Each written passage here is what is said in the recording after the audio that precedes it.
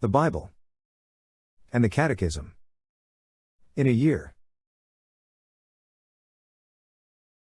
Day 77. From the Book of Numbers. Responsibility of priests and Levites. So the Lord said to Aaron, "You and your sons and your father's house with you shall bear iniquity in connection with the sanctuary, and you and your sons with you shall bear iniquity in connection with your priesthood. And with you bring your brethren also, the tribe of Levi, the tribe of your father, that they may join you, and minister to you while you and your sons with you are before the tent of the testimony. They shall attend you and attend to all duties of the tent, but shall not come near to the vessels of the sanctuary or to the altar, lest they, and you, die. They shall join you, and attend to the tent of meeting, for all the service of the tent, and no one else shall come near you. And you shall attend to the duties of the sanctuary and the duties of the altar, that there be wrath no more upon the people of Israel. And behold, I have taken your brethren the Levites from among the people of Israel, they are a gift to you, given to the Lord, to do the service of the tent of meeting. And you and your sons with you shall attend to your priesthood for all that concerns the altar and that is within the veil, and you shall serve. I give your priesthood as a gift, and any one else who comes near shall be put to death." The priest's portion. Then the Lord said to Aaron, "And behold, I have given you whatever is kept of the offerings made to me, all the consecrated things of the people of Israel, I have given them to you as a portion, and to your sons as a perpetual due. This shall be yours of the most holy things, reserved from the fire, every offering of theirs, every cereal offering of theirs and every sin offering of theirs and every guilt offering of theirs, which they render to me, shall be most holy to you and to your sons. In a most holy place shall you eat of it, every male may eat of it, it is holy to you. This also is yours, the offering of their gift, all the wave offerings of the people of Israel, I have given them to you, and to your sons and daughters with you, as a perpetual due, every one who is clean in your house may eat of it. All the best of the oil, and all the best of the wine and of the grain, the first fruits of what they give to the Lord, I give to you. The first ripe fruits of all that is in their land, which they bring to the Lord, shall be yours, every one who is clean in your house may eat of it. Every devoted thing in Israel shall be yours. Everything that opens the womb of all flesh, whether man or beast, which they offer to the Lord, shall be yours. Nevertheless the firstborn of man you shall redeem, and the firstling of unclean beasts you shall redeem, and their redemption price, at a month old you shall redeem them, you shall fix at 5 shekels in silver, according to the shekel of the sanctuary, which is 20 gerahs. But the firstling of a cow, or the firstling of a sheep, or the firstling of a goat, you shall not redeem, they are holy. You shall sprinkle their blood upon the altar, and shall burn their fat as an offering by fire, a pleasing odor to the Lord, but their flesh shall be yours, as the breast that is waved and as the right thigh are yours.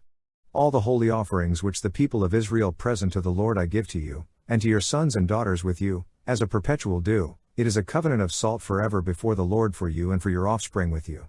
And the Lord said to Aaron, "You shall have no inheritance in their land, neither shall you have any portion among them, I am your portion and your inheritance among the people of Israel.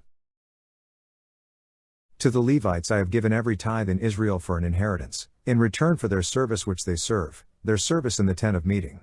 And henceforth the people of Israel shall not come near the tent of meeting, lest they bear sin and die. But the Levites shall do the service of the tent of meeting, and they shall bear their iniquity, it shall be a perpetual statute throughout your generations, and among the people of Israel they shall have no inheritance. For the tithe of the people of Israel, which they present as an offering to the Lord, I have given to the Levites for an inheritance, therefore I have said of them that they shall have no inheritance among the people of Israel." And the Lord said to Moses, "Moreover you shall say to the Levites, when you take from the people of Israel the tithe which I have given you from them for your inheritance, then you shall present an offering from it to the Lord, a tithe of the tithe. And your offering shall be reckoned to you as though it were the grain of the threshing floor, and as the fullness of the wine press. So shall you also present an offering to the Lord from all your tithes, which you receive from the people of Israel, and from it you shall give the Lord's offering to Aaron the priest. Out of all the gifts to you, you shall present every offering due to the Lord, from all the best of them, giving the hallowed part from them. Therefore you shall say to them, when you have offered from it the best of it, then the rest shall be reckoned to the Levites as produce of the threshing floor, and as produce of the wine press, and you may eat it in any place, you and your households, for it is your reward in return for your service in the tent of meeting. And you shall bear no sin by reason of it, when you have offered the best of it, And you shall not profane the holy things of the people of Israel, lest you die. Ceremony of the red heifer. Now the Lord said to Moses and to Aaron, This is the statute of the law which the Lord has commanded. Tell the people of Israel to bring you a red heifer without defect, in which there is no blemish, and upon which a yoke has never come. And you shall give her to Eleazar the priest, and she shall be taken outside the camp and slaughtered before him. And Eleazar the priest shall take some of her blood with his finger, and sprinkle some of her blood toward the front of the tent of meeting 7 times. And the heifer shall be burned in his sight, her skin, her flesh, and her blood, with all her dung, shall be burned, and the priest shall take cedar wood and hyssop and scarlet stuff, and cast them into the midst of the burning of the heifer. Then the priest shall wash his clothes and bathe his body in water, and afterwards he shall come into the camp, and the priest shall be unclean until evening. He who burns the heifer shall wash his clothes in water and bathe his body in water, and shall be unclean until evening. And a man who is clean shall gather up the ashes of the heifer, and deposit them outside the camp in a clean place, and they shall be kept for the congregation of the people of Israel for the water for impurity, for the removal of sin. And he who gathers the ashes of the heifer shall wash his clothes, and be unclean until evening. And this shall be to the people of Israel, and to the stranger who sojourns among them, a perpetual statute. He who touches the dead body of any person shall be unclean 7 days, he shall cleanse himself with the water on the 3rd day and on the 7th day, and so be clean, but if he does not cleanse himself on the 3rd day and on the 7th day, he will not become clean. Whoever touches a dead person, the body of any man who has died, and does not cleanse himself, defiles the tabernacle of the Lord, and that person shall be cut off from Israel, because the water for impurity was not thrown upon him, he shall be unclean, his uncleanness is still on him. This is the law when a man dies in a tent, every one who comes into the tent, and every one who is in the tent, shall be unclean 7 days. And every open vessel, which has no cover fastened upon it, is unclean. Whoever in the open field touches one who is slain with a sword, or a dead body, or a bone of a man, or a grave, shall be unclean 7 days. For the unclean they shall take some ashes of the burnt sin offering, and running water shall be added in a vessel. Then a clean person shall take hyssop, and dip it in the water, and sprinkle it upon the tent, and upon all the furnishings, and upon the persons who were there, and upon him who touched the bone, or the slain, or the dead, or the grave, and the clean person shall sprinkle upon the unclean on the 3rd day and on the 7th day. Thus on the 7th day he shall cleanse him, and he shall wash his clothes and bathe himself in water, and at evening he shall be clean. But the man who is unclean and does not cleanse himself, that person shall be cut off from the midst of the assembly, since he has defiled the sanctuary of the Lord, because the water for impurity has not been thrown upon him, he is unclean. And it shall be a perpetual statute for them. He who sprinkles the water for impurity shall wash his clothes, and he who touches the water for impurity shall be unclean until evening. And whatever the unclean person touches shall be unclean, and any one who touches it shall be unclean until evening.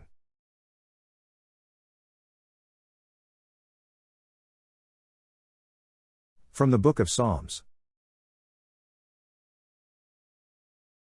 But they flattered him with their mouths.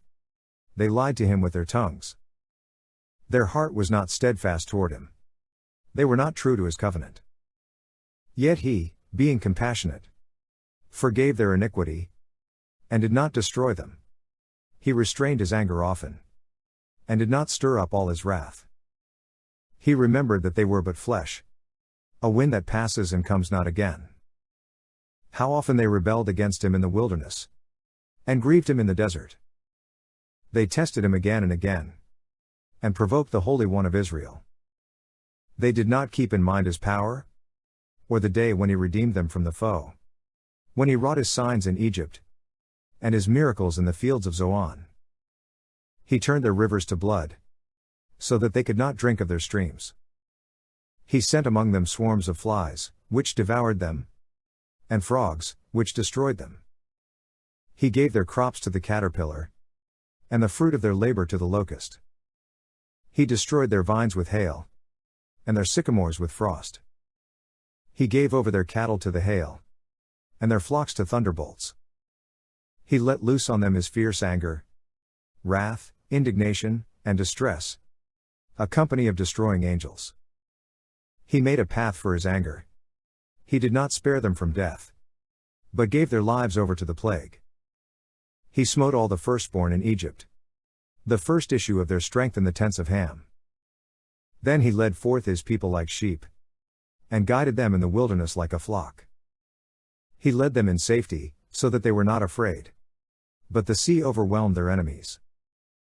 And he brought them to his holy land, to the mountain which his right hand had won.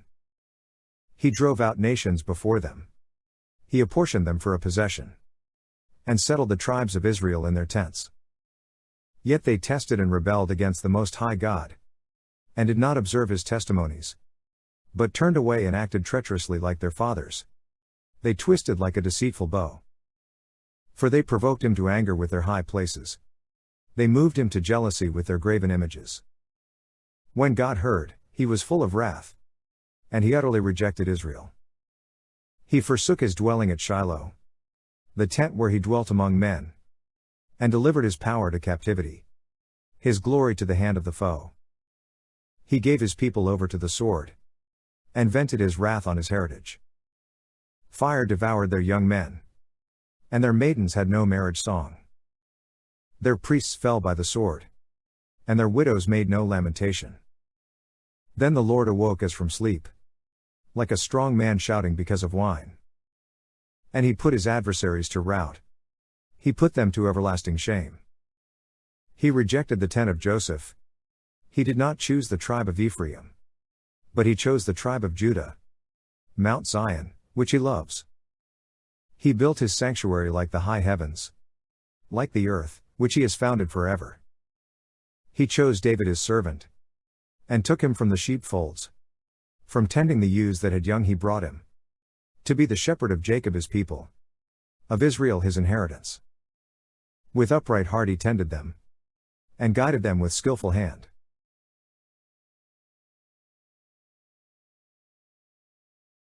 From the Acts of the Apostles. Paul and Barnabas in Iconium. Now at Iconium they entered together into the Jewish synagogue, and so spoke that a great company believed, both of Jews and of Greeks. But the unbelieving Jews stirred up the Gentiles and poisoned their minds against the brethren. So they remained for a long time, speaking boldly for the Lord, who bore witness to the word of his grace, granting signs and wonders to be done by their hands. But the people of the city were divided, some sided with the Jews, and some with the apostles. When an attempt was made by both Gentiles and Jews, with their rulers, to molest them and to stone them, they learned of it and fled to Lystra and Derbe, cities of Lycaonia, and to the surrounding country, and there they preached the gospel. Paul and Barnabas in Lystra and Derbe. Now at Lystra there was a man sitting, who could not use his feet. He was a cripple from birth, who had never walked. He listened to Paul speaking, and Paul, looking intently at him and seeing that he had faith to be made well, said in a loud voice, "Stand upright on your feet." And he sprang up and walked. And when the crowd saw what Paul had done, they lifted up their voices, saying in Lycaonian, "The gods have come down to us in the likeness of men." Barnabas they called Zeus, and Paul, because he was the chief speaker, they called Hermes. And the priest of Zeus, whose temple was in front of the city, brought oxen and garlands to the gates and wanted to offer sacrifice with the people. But when the apostles Barnabas and Paul heard of it, they tore their garments and rushed out among the multitude, crying, "Men, why are you doing this? We also are men, of like nature with you, and bring you good news, that you should turn from these vain things to a living God who made the heaven and the earth and the sea and all that is in them. In past generations he allowed all the nations to walk in their own ways, yet he did not leave himself without witness, for he did good and gave you from heaven rains and fruitful seasons, satisfying your hearts with food and gladness." With these words they scarcely restrained the people from offering sacrifice to them. The return to Antioch in Syria. But Jews came there from Antioch and Iconium, and having persuaded the people, they stoned Paul and dragged him out of the city, supposing that he was dead. But when the disciples gathered about him, he rose up and entered the city, and on the next day he went on with Barnabas to Derbe. When they had preached the gospel to that city and had made many disciples, they returned to Lystra and to Iconium and to Antioch, strengthening the souls of the disciples, exhorting them to continue in the faith, and saying that through many tribulations we must enter the kingdom of God. And when they had appointed elders for them in every church, with prayer and fasting, they committed them to the Lord in whom they believed. Then they passed through Pisidia, and came to Pamphylia. And when they had spoken the word in Perga, they went down to Italia, and from there they sailed to Antioch, where they had been commended to the grace of God for the work which they had fulfilled. And when they arrived, they gathered the church together and declared all that God had done with them, and how he had opened a door of faith to the Gentiles. And they remained no little time with the disciples.